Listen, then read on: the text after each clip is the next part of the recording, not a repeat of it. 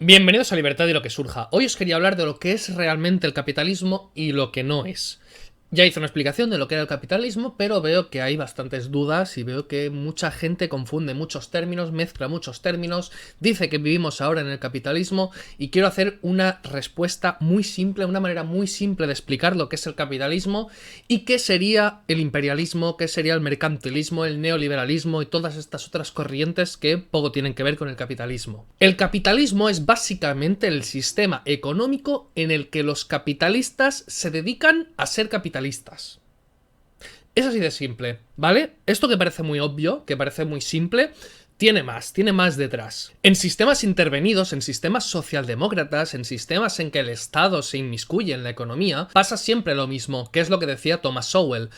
Cuando el político decide qué se compra y qué se vende, lo primero en vez de decidir comprarse es el político. Es decir, en sistemas socialdemócratas como el que tenemos ahora mismo en Europa, o en sistemas mercantilistas, imperialistas y todos estos otros sistemas, lo que pasa es que el gran capitalista, la persona con mucho dinero, ve que el mercado es controlado por el Estado. En última instancia es el Estado el que decide cómo se gestiona el mercado, de qué manera, qué regulaciones, qué subvenciones hay, cuáles no, de dónde se quita el dinero, qué impuestos. Por lo tanto, el capitalista, el gran capitalista, porque un capitalista pequeño no tiene tanta influencia o no tiene ninguna influencia, acaba interviniendo en política, acaba asumiendo funciones que no le pertocarían como capitalista. Deja de ser un capitalista para ser un lobista o un interventor del Estado. Acaba siendo parte del gobierno a la sombra. Por lo tanto, se destruye el capitalismo, ya que el capitalista sale de su zona, sale de lo que tiene que dedicarse, que es a gestionar su propia empresa, gestionar los medios de producción,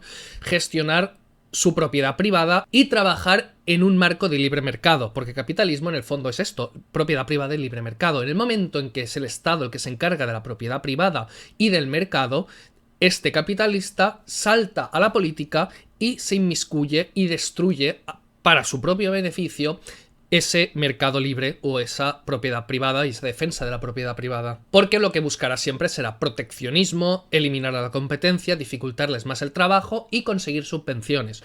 Por lo tanto, estaría dejando de hacer su trabajo como capitalista y estaría pasándose a hacer política para privilegiarse. Esto es algo muy parecido con lo que ha pasado en la Iglesia durante mucho tiempo, y todo el mundo entiende ahora que hay que separar la Iglesia del Estado. Si dejas que el Estado se inmiscuya en asuntos religiosos, a la Iglesia le interesará saber en qué asuntos se inmiscuye, en cuáles no, de qué manera, cómo obtiene beneficios a partir de eso. Por lo tanto, todo el mundo tiene muy claro que hay que separar la Iglesia del Estado, o hay que separar cualquier religión del Estado, y el Estado debe ser laico, no inmiscuirse en temas religiosos. Pues lo mismo con la economía, lo mismo con las empresas.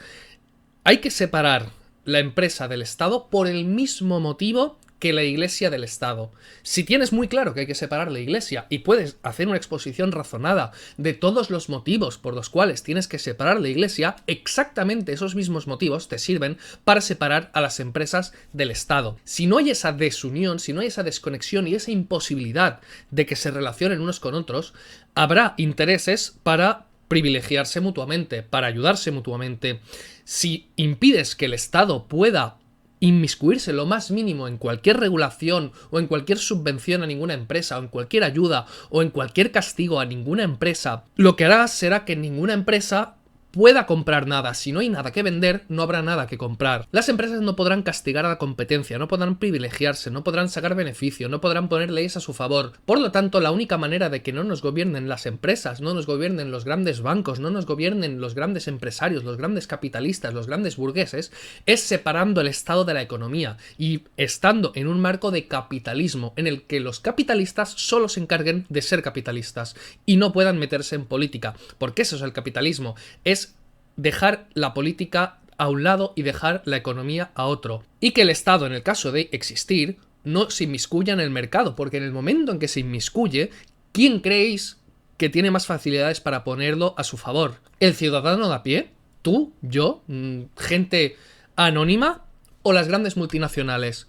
Es más probable que si existe regulación, estas regulaciones siempre favorezcan a las grandes corporaciones, a los grandes mercantilistas, a los lobistas, a ellos. ¿Por qué creéis que hay tanta gente que es gran empresaria o que es capitalista y que es de izquierdas, que apoya a Zapatero, que apoya todas estas medidas? Porque ellos son los primeros en beneficiarse de la intervención estatal, de esta socialdemocracia. Lo que hace es mantener los privilegios de las grandes multinacionales. Este intervencionismo político que se hace por el bien del trabajador y por el bien del ciudadano, al final siempre es por el bien de la gran empresa, porque la gran empresa es la que decide. El IBEX es el que decide, el IBEX es el que decide las políticas, las subvenciones, hacia dónde va a ir el dinero, qué se va a fomentar por el gobierno. Y en última instancia, ven por seguro que siempre van a estar privilegiados. Y aquí es cuando entra el mercantilismo y el imperialismo. El mercantilismo es esto, la situación en la que siempre se acaba desarrollando la socialdemocracia.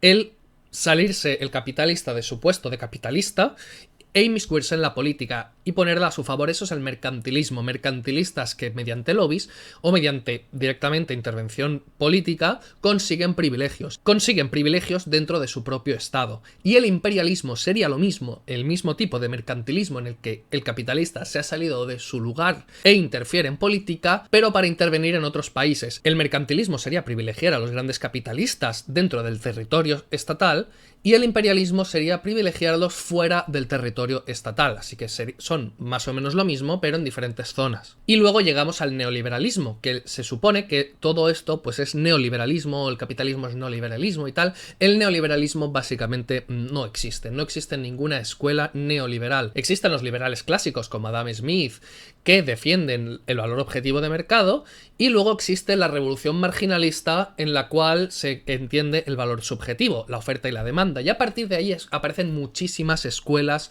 liberales o relacionadas con el liberalismo. La escuela de Chicago, la escuela historicista, la escuela austríaca y otras muchas. Decir que solamente existe el neoliberalismo, ¿qué sería? Pues un compendio de absolutamente todas estas, que no tienen absolutamente nada que ver entre ellas, sería algo absurdo. Pero cuando se usa la palabra neoliberalismo, el neoliberalismo se usa para designar esta política económica intervencionista que privilegia a las grandes empresas, cuando toda política intervencionista siempre va a privilegiar a las grandes empresas, por el hecho de que ellas tienen más poder de negociación sobre el Estado, votes lo que votes, que tú.